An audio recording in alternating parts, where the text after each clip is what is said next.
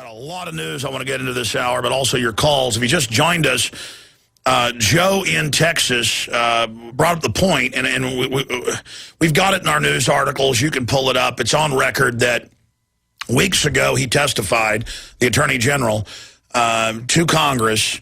Mr. Holder testified that, in fact, we have the video. And in fact, Jaron, when you get it queued up, you can let me know and we'll play it. Thank you. He did that quick during the break. He said, hey, you want me to find that? And I said, well, you can try if you want. And now he's got the testimony. He's trying to find the spot. But the point is, he's on record saying that the White House knew nothing. The AG's office knew nothing about Operation Fast and Furious. And now that Congress is dragging in the head of the Bureau of Alcohol, Tobacco, Firearms, and Explosives and saying, okay, buddy, you have been caught in emails that we got through congressional subpoenas, running the operation, running the cameras inside the gun shops that you told to sell the tens of thousands of guns, knowingly to ship them into Mexico. And the Attorney General says you didn't, that he knew nothing and that you did that on your own. And so now, to save his own butt, the ATF director is saying that Attorney General has lied and engaged in congressional perjury, which, by the way, is a big, fat, juicy felony.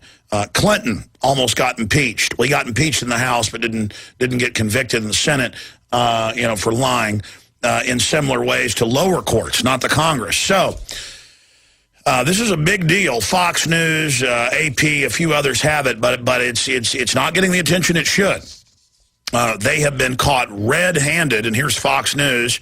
Justice Department obstructing Fast and Furious gun probe, ATF director says.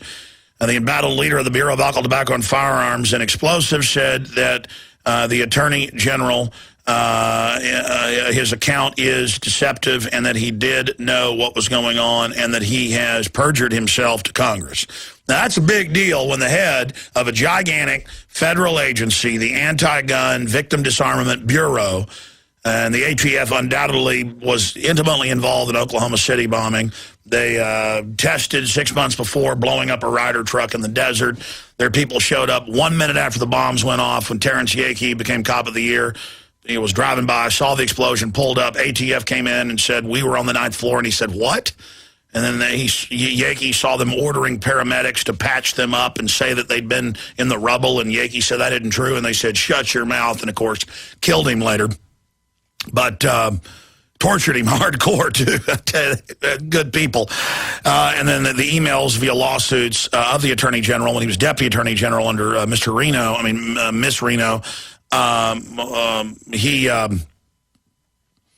He was caught in those emails covering up that. So how do I know? And again, we're so busy covering so much other news that I've been covering this for 2 years. You're like, Fast and Furious just broke 3 months ago. I've been covering this for 2 years. I did videos about it, countless radio shows. I warned you because I know how they operate. I know what they do. And we're going back to the caller.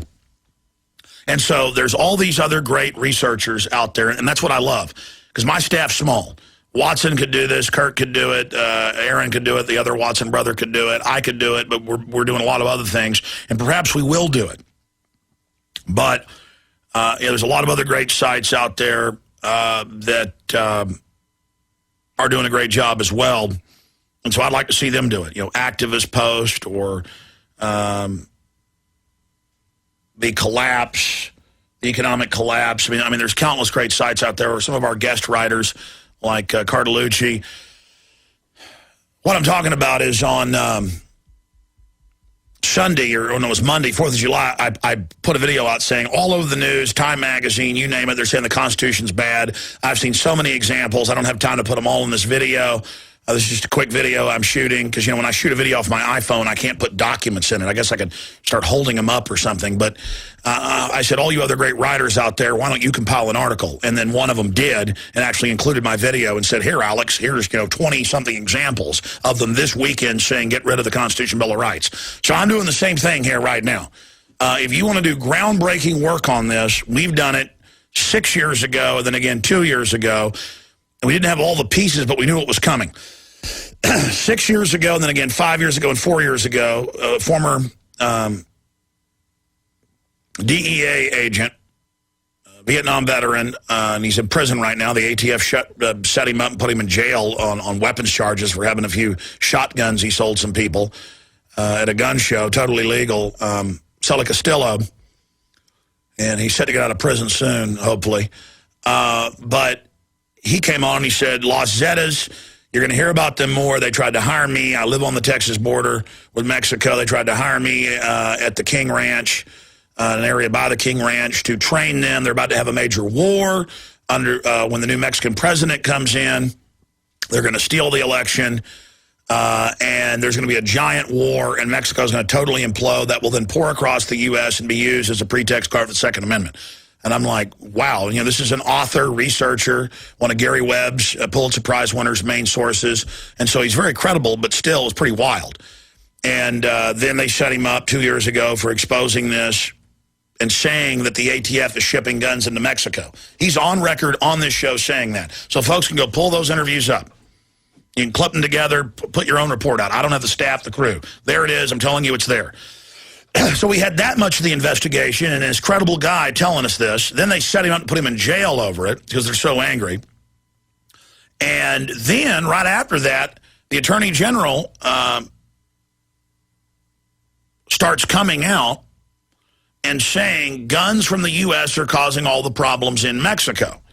And, of course, everybody knows that the grenade launchers, fully auto, the drug cartels are flying them in from Europe and other areas. Mainly German firearms are their favorites, Dutch and others, other Northern European FLANs. I mean, all of them.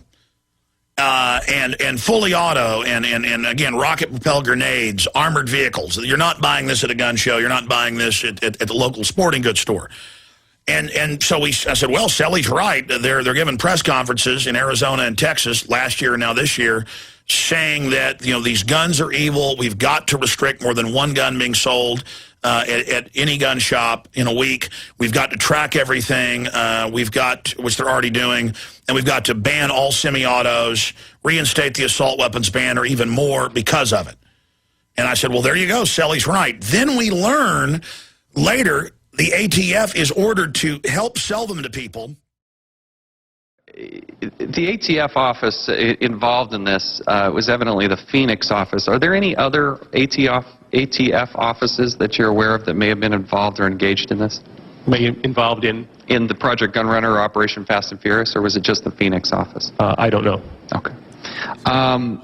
Let me move to a different issue, if I could. We got to stop there. We're going to break. I recently went down to the border with Mexico. There's a lot of this, but he goes on to say no, no, no, no, no, and perjure himself. And now the ATF says we were ordered to do this by the AG's office, and they're perjuring themselves. This is a huge, huge, huge deal. And of course they knew. This was their strategy publicly for 2 years, demonizing the Second Amendment. And all we had was Sully Castillo telling us this. We hadn't confirmed it. Now we've confirmed. But we knew about this program before it was launched. So, this is a big deal. I'm glad Joe called. And we also have Obama saying he didn't know anything about it. Just a pack of criminal liars perjuring themselves. Joe, we'll finish up with you, Mark, Janice, Samantha, Al, and others. But this could bring these criminals down, just like Nixon. By the way, here is another clip, this time Obama denying that he knew anything about it. But definitely the Attorney General did and has been caught lying, and now the head of the ATF is saying that. This is a huge, huge deal, because this isn't caught lying about a intern, which is bad. This isn't caught lying about even a Watergate break-in, which is bad. This is lying about helping ship guns into Mexico to then demonize the Second Amendment. And we know the Attorney General has been running around for 2 years demonizing the Second Amendment. Now we know the whole time they were shipping the guns down there. I mean, these are hardcore criminals. Here it is. This operation, and was President Calderon properly informed about it? Well, first of all, I did not authorize it. Eric Holder, the Attorney General, did not authorize it. He's been very clear that our policy is to catch gun runners and put them into jail. And the lies just continue on from there. So this is a big, big deal, and we need to point out that clearly the Attorney General knew, not just because the ATF has now said that they were ordered to do this and the Attorney General's lying, but because we already saw them using the Mexico situation and guns from the U.S. to shut down the Austin gun show. Remember that? Last year, or was it earlier this year? As it was late last year. Over at the Crockett Center. We saw it done in other parts of the country. We saw them federally pushing for the assault weapons ban again with this. We saw the ATF ordering gun dealers all over the Southwest to stop selling more than one gun without a law. Remember all that late last year? I mean, this is clearly their whole operation. And they're committing crimes. This is a staged terror attack, a false flag attack. Shipping, helping get guns, shipped to Mexico to then track them back to attack the Second Amendment. They're terrorists. This is a terrorist act by any yardstick. Okay, let's go ahead now and let's take a call here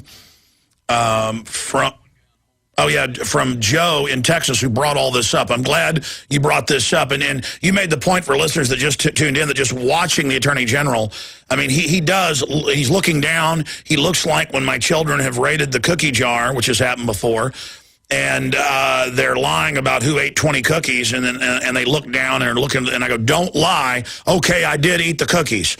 I mean, but this isn't eating cookies. This is engaging in a terror attack to frame the Second Amendment.